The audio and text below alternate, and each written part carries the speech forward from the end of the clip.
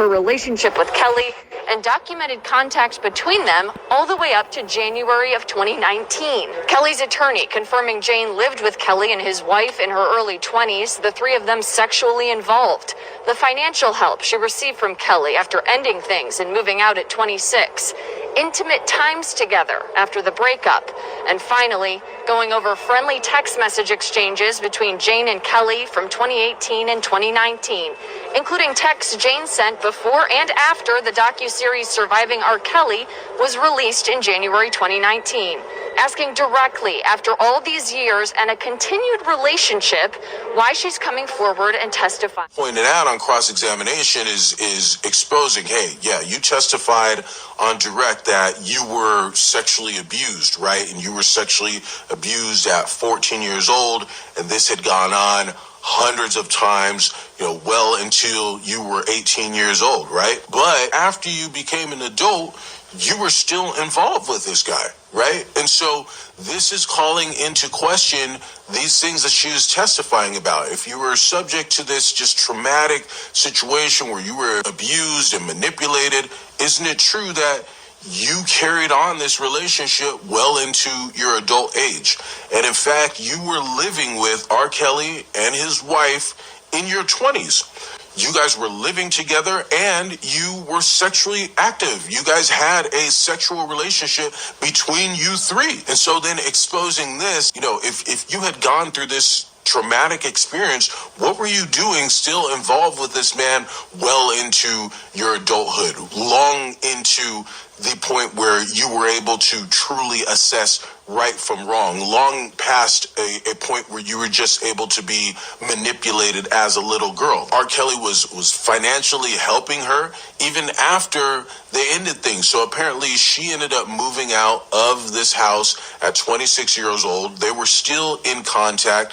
He was still giving her money, helping her out, supporting her in life, and they were still intimate after she left the home. So this was still carrying on. So this little girl who, supposedly was so traumatized by this sexually abusive relationship carried on with this man for many years after she turned 18. On cross-examination, it was also pointed out that there were numerous friendly-natured text messages between 2018 and 2019.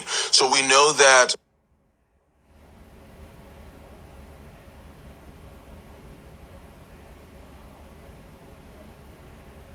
Surviving R. Kelly, the documentary on R. Kelly and the alleged sexual abuse, that came out in January 2019, and it was pointed out that, hey, up until this documentary came out, you guys were sending text messages, and even after the documentary came out, you were still sending text messages. And she had to admit that, hey, she had changed her phone number after Surviving R. Kelly came out, and she gave him the number. So they're still in contact. So this, again, we're taking this situation where she's painted this picture, a direct examination filled with tears and sadness and I was exploited and all of this. So the purpose of the cross-examination is being able to expose, hey, you're saying that you were sexually abused at this young age and all these things happened to you, but yet, why is it, if this was the case, why is it that, well into your adult years, you're still having contact with this man? But the false statements did not stop there. Jane made false statements to federal prosecutors when she was questioned by them in 2019. But the false statements did not stop there. Jane made false statements to federal prosecutors when she was questioned by them in 2019. So we're talking about lies presented under oath to a grand jury in Cook County,